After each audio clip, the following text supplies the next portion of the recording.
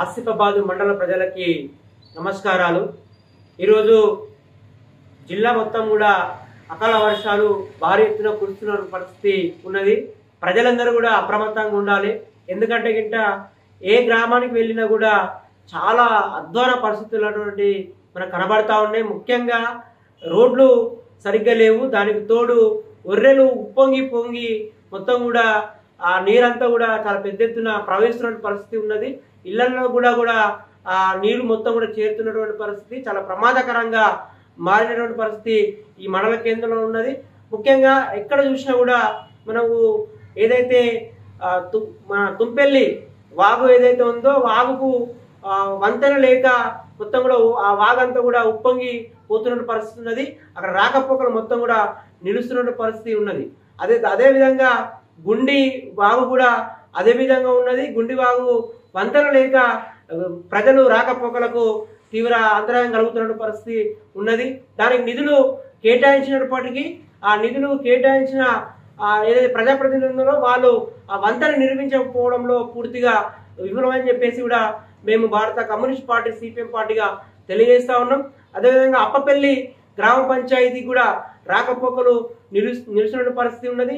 ఆ ఒర్రే ఉప్పొంగి పొంగి మొత్తం కూడా అక్కడ ప్రజలు అటు నుంచి ఇటు అటు రాకపోకలు కూడా నిలుస్తున్న పరిస్థితి ఉన్నది। అంటే ఎక్కడ చూసినా కూడా ఇదే పరిస్థితి ఉన్నది। ఇటు మోవాడ్ సైడ్ వెళ్ళినా కూడా మొత్తం రోడ్ డ్యామ్ ఉన్నటువంటి ఒర్రెలే ఉన్నాయి, అవన్నీ కూడా ఉప్పొంగిపోతున్నాయి, పొంగి పొరలిపోతున్నటువంటి పరిస్థితి।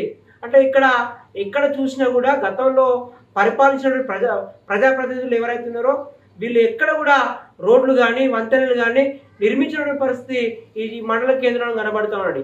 అంటే గతంలో పాలకులు ఈ విధంగా చేశారు, అది ఇప్పుడు కనీసము ఇప్పుడు పాలకులు ఈ ప్రజలకి న్యాయం చేస్తారు, రోడ్లు వేస్తారు, వంతెనలు కడతారు అనుకుంటే గిట్ట ఇప్పుడున్నటువంటి ప్రభుత్వం కూడా ఈ ప్రజాప్రతినిధులు కూడా ఆ విధంగా వివరిస్తున్న పరిస్థితి, ప్రజల పైన చాలా నిర్లక్ష్యంగా వివరిస్తున్న పరిస్థితి కనబడుతూ ఉన్నది। ఈరోజు వర్షాకాలము మొదలైంది, చాలా రోడ్లలో కూడా బురదలు కూడా ఉన్నాయి, రాకపోకలకు ఇబ్బంది కలుగుతూ ఉన్నది। వంతెన లేక ప్రజలు అటు నుంచి ఇటు రాకపోవడానికి ఇబ్బంది కలుగుతున్నాయి। ఎవరైనా గర్భిణీ స్త్రీలు ఉంటే గిట్ట వాళ్ళకు కూడా ప్రమాదం జరిగే అవకాశం, లేక ఏదైనా అత్యవసర పరిస్థితులలో బయటికి రావాలని కూడా ప్రమాదాలు జరిగినటువంటి పరిస్థితి కనబడతా ఉన్నది। అంటే ఈరోజు ప్రజాప్రతినిధులు ప్రజలని ఎట్లా పాలిస్తున్నారు అనేది కూడా మన ఈ మండల కేంద్రం చూస్తే మనకు అర్థమవుతుంది। అందుకని చెప్పేసి ఈ ప్రజాప్రతినిధులకు మన బుద్ధి చెప్పాలంటే గింట ఖచ్చితంగా ప్రజలందరూ కూడా ఐక్యంగా ఉండాలి। ఐక్యంగా ఉండి గ్రామ సమస్యల పైన పోరాటం చేయాల్సిన అవసరం కూడా ఎంతైనా ఉందని చెప్పేసి సిపిఎం పార్టీగా ప్రజలకు తెలియజేస్తా ఉన్నాం। అదేవిధంగా ప్రజాప్రతినిధులు ఎవరైతే ఉన్నారో సమస్యలు తీవ్రంగా ఉన్నాయి ఈ మండల కేంద్రంలో, ఆ సమస్యలని పరిష్కరించాలి। అటు ప్రజాప్రతినిధులు ఇటు అధికారులు కూడా పరిష్కరించాల్సిన అవసరం ఎంతైనా ఉంది। ఈరోజు తుంపెల్లి బ్రిడ్జి కట్టాలి, దానికి నిధులు కేటాయించాలి। అదేవిధంగా గుండి బ్రిడ్జి ఏదైతే ఉందో దానికి నిధులు కేటాయించారు, దాన్ని పూర్తి చేయాల్సిన అవసరం ఎంతైనా ఉంది। అదేవిధంగా అప్పపల్లి గ్రామానికి వంతెన నిర్మించాలి, దానికి నిధులు కేటాయించాలి।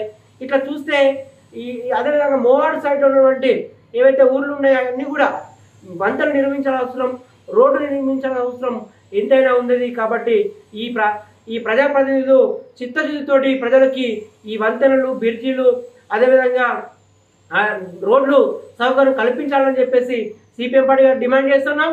లేని పక్షంలో మేము పెద్ద ఎత్తున ఈ మండల కేంద్రంలో ప్రజలందరిలో కలుపుకొని మేము ముట్టడి కార్యక్రమాలు చేస్తామని చెప్పేసి కూడా తెలియజేస్తా ఉన్నాం।